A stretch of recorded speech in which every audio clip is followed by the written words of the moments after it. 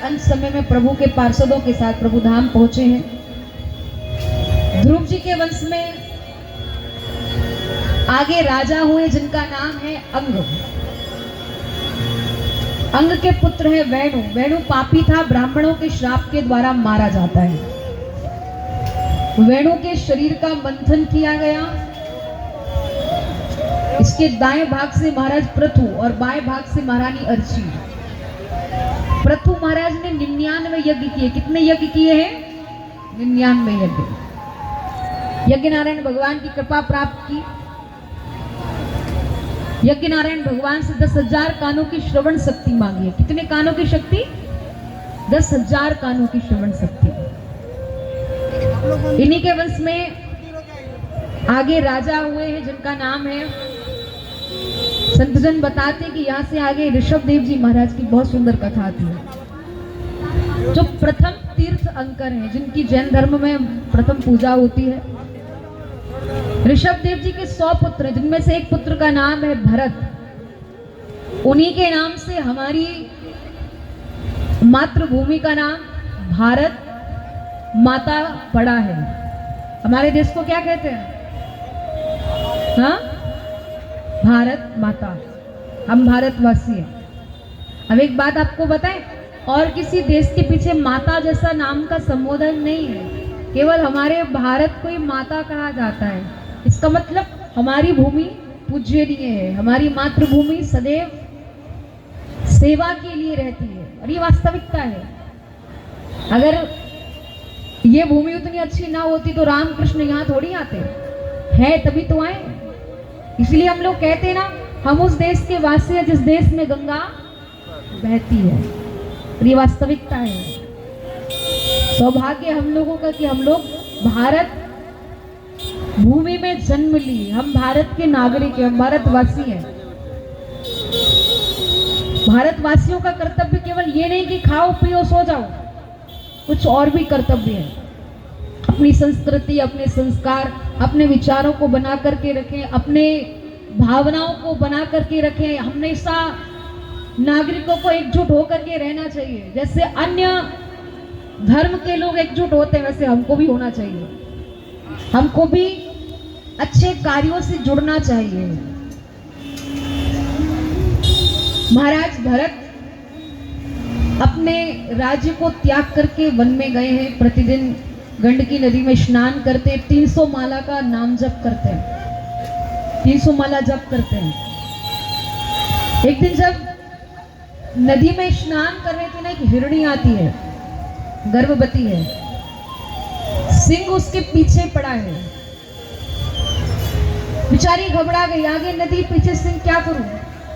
भयभीत होकर के नदी में ही गिर जाती है।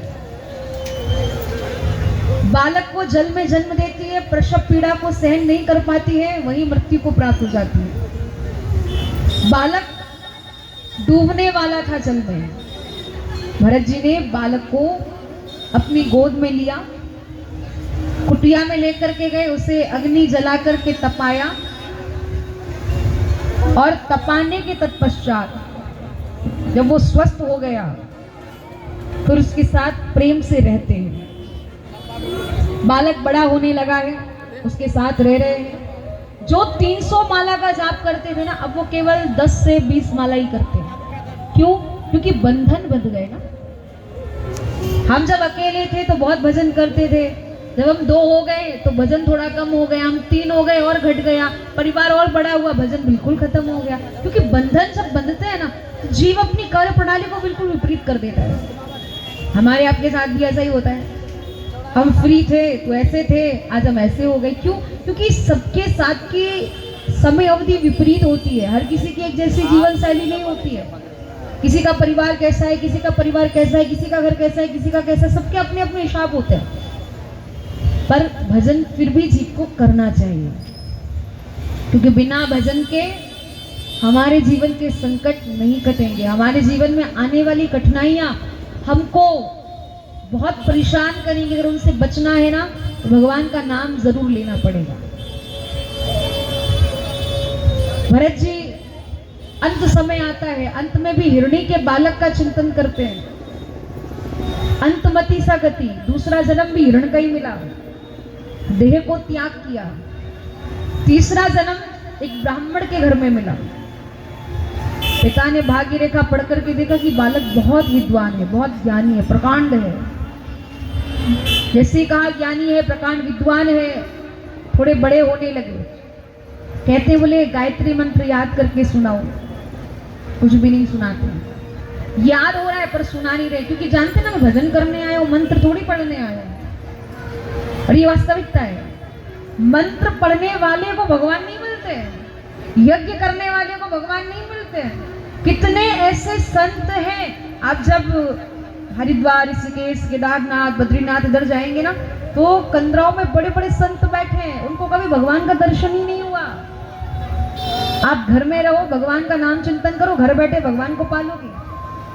क्योंकि अगर हम कुछ कर रहे हैं तो हमारे अंदर उसका अभिमान आता है, और जहां अभिमान आता है ना, वहां भगवान नहीं आते हैं। आप ग्रस्त में रहो, भगवान को यहीं से बच करके बनाओ, कहीं भटकने की जरूरत नहीं है, घर में भगवान मिल जाएंगे। कितने ऐसे भक्त हुए, भगवान के बहुत भक्त ऐसे हैं जिन्होंने घर में रह के प्रभु को पाया है। जड़ भरत जी कुछ भी याद करके सुनाते नहीं, पिता कहता है तू तो जड़ है, जड़, नाम पड़ गया जड़ भरत। पिता की मृत्यु हो गई, भाइयों ने पाला पोसा, पढ़ाया लिखाया, पर मन ही नहीं लगता है पढ़ने में। एक दिन भाई बोले जाओ खेत की रक्षा सुरक्षा करो। जाकर के खेत की रक्षा सुरक्षा करते हैं तो यहाँ जब चिड़ियाएं खेत में आने लगी तो विचार करते रहे, दाना खा रही हैं, इनको भगा देता हूं। भगाने लगे, फिर कहते ना तो चिड़िया ही मेरी, ना दाना मेरा, ना खेत मेरा, मैं क्यों भगाऊं। फिर तो कहते बोले आओ जितना हो जाए खाते जाओ, क्योंकि राम जी की चिड़िया और राम जी का खेत, आओ री चिड़ैया खाओ भर भर पेट, जितना भी मन करे खाते जाओ क्योंकि कुछ मेरा है ही नहीं, तो फिर मैं क्यों भगाऊं। और ये वास्तविकता है, तन मन धन सब अर्पण, सब कुछ है तेरा, तेरा तुझको अर्पण क्या लगे मेरा। भाइयों ने आकर के देखा और घर से बाहर निकाल दिया। एक दिन बैठे हैं रघुगण, प्रभु सत्संग के लिए कपिल देव सत्संग आश्रम में जा रहे हैं, उनकी पालकी का एक सेवक बीमार पड़ जाता है। जड़ भरत जी को देखा, पालकी में लगा लिया। जड़ भरत जी नीचे देख देख करके चल रहे हैं, कोई चींटी चींटा तो नहीं निकल रहे, क्योंकि पृथ्वी से जब चींटी चींटा निकलते हैं, अगर आपके द्वारा एक चींटी भी मरती है ना, तो उसका पाप आपको लगेगा, निश्चितता है। हम लोग कहते हैं ना कि मच्छर काट रहा है तो मार दो, उसका भी पाप हमको ही लगता है। भले वो जीव है, आपको परेशान कर रहा है, पर आपने उसको मार दिया ना, उसका पाप आपको लगेगा ही लगेगा। इसलिए जीवों पर दया करो, बने तो सेवा करो, किसी को मारो मत, किसी को प्रताड़ित मत करो, क्योंकि आपने जिसको मारा है ना, भले ही आपने यहाँ उसको मार करके बात खत्म कर दी, वही जब अपना दूसरा जन्म लेकर के आएगा, फिर वो आपको मारने के लिए तैयार रहेगा। आप भी तैयार हो जाना, क्योंकि जैसा करोगे वैसा मिलेगा। यहाँ तो सब करने का फल मिलता है, उसके अलावा कभी भी चल रहे हो, जा रहे हो, कोई जीव जंतु निकलते हैं पृथ्वी से, क्योंकि गर्मी के समय में तो अक्सर करके निकलते हैं, तो पैरों का नियंत्रण वैसा रखो कि हमारे द्वारा कोई जीव हत्या ना हो। पैर बचा बचा करके चल रहे हैं, पैर का नियंत्रण बिगड़ गया, पालकी का नियंत्रण बिगड़ा। वो राजा बैठा था, उसके सर में चोट लग जाती जब पालकी इधर उधर होने लगी। बैठा है तो वो भी हिल रहा है, सर में चोट लगी, चिल्लाता है ठीक से नहीं चला रहे हो। पुराने वाले सेवक कहते बोले हम तो ठीक से चला रहे हैं, पर ये वाला नहीं चला रहा है। राजा ने कहा इतना खाता है, इतना मोटा है, फिर भी पालकी नहीं चल रही है, टूट जाएगी, मुझे चोट लग जाएगी। रघुगण जी बोले अच्छा ध्यान से नहीं चलाओगे, अगर ऐसा करोगे तो देख लेना। जड़ भरत जी बोले ज्यादा ज्ञान क्यों दे रहा है, इस पालकी की चिंता तो बहुत हो रही है। अरे उस पालकी की चिंता कर जो तेरे अंत समय में तुझे वहां लेकर के जाएगी। इसके लिए तो बहुत विचार करके निकला होगा, पर उस पालकी के लिए तो कोई विचार भी नहीं किया जाता है। सांसें बंद हुई, लोगों ने ले जाने का काम सबसे पहले चालू कर दिया। बोले चलो चलो ले चलो ले चलो। फिर वहां आधे घंटे एक गड्ढे रखना भी मुश्किल पड़ जाता है। कहने का मतलब, आप अपने जीवन को उतना प्रभुमय कर लो, उतना भक्तिमय कर लो कि आपको अंत समय में कुछ कठिनाई ना हो। जब ये सब उपदेश सुना, रघुगण का मन परिवर्तित हो जाता है, और मन जैसे ही परिवर्तित हुआ, तत्काल सब कुछ त्याग करके रणभरत जी का दास बनकर के उनकी सेवा में रहने लगा। आगे के प्रसंगों में सुखदेव भगवान कहते हैं, हिरण्याक्ष का भाई है हिरण्यकश्यपु, आपने नाम सुना है?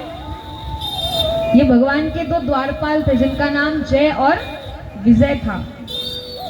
एक बार सनत कुमार प्रभु के दर्शन करने के लिए गए। प्रभु विश्राम में थे, इन्होंने अंदर नहीं जाने दिया। महात्मा कहते, तुम हट कर रहे हो, राक्षसों की तरह जाओ। अब तुम्हें श्राप देते कि 3 जन्म तक राक्षस बनोगे, इसलिए उनको 3 जन्म तक राक्षस बनना पड़ा। प्रभु कहते, तुम तीनों बार राक्षस बनोगे तो तीनों बार तुम्हारा उद्धार करने भी मैं स्वयं ही आऊंगा, घबराना मत। या हिरण्याक्ष हिरण्यकश्यपु बने तो भी प्रभु आए हैं, एक के लिए 12 बनकर के आए तो एक के लिए भी नरसिंह बनकर के आएंगे। फिर वहां रावण और कुंभकर्ण बने तो राम बनकर के आए हैं। हर जगह प्रभु राक्षसों का उद्धार करने के लिए आए हैं। आज भी प्रभु राक्षसों का उद्धार करने के लिए तत्पर है। प्रभु का घोर कलयुग में कल्कि अवतार होगा। शायद आपको मालूम है कि नहीं, मुझे नहीं पता। शास्त्रों में लिखा है कलयुग में भगवान का कल्कि अवतार होगा, और जितना भी अधर्म अत्याचार बढ़ेगा, जितने भी पापी दुष्ट रहेंगे, प्रभु सबका विनाश करेंगे। हिरण्यकश्यपु ने सुना कि मेरे भाई को नारायण ने मारा है, पर अगर उसको भी मारने के लिए मुझे तप करना पड़ेगा। तप करने गया, इंद्र तोता के रूप में आके कहते हैं, नारायण नारायण नारायण। ये कहता है शत्रु को ही मारने जा रहा हूं, और शत्रु का ही किसी ने नाम ले लिया, अब सगुन हो गया। अच्छा, भगवान का नाम लेने से अब सगुन होता है क्या? आपका हुआ है? किसी का होता है क्या? नहीं ना, क्योंकि भगवान का नाम तो मंगल करता है। मंगल भवन मंगलहारी द्रवौ दशरथ अजर बिहारी। कभी भी घर से निकलते हो तो अपना सीधा पैर आगे रखो और 3 बार नारायण नारायण कहो, आपके बुरे कर्म भी अच्छे हो जाएंगे। आप जहाँ जा रहे हो पता नहीं कैसा काम है, कहाँ जा रहे हो, क्या होगा, पर आपके बिगड़े हुए काम भी अच्छे में बदल जाएंगे। बोल नारायण भगवान की जय।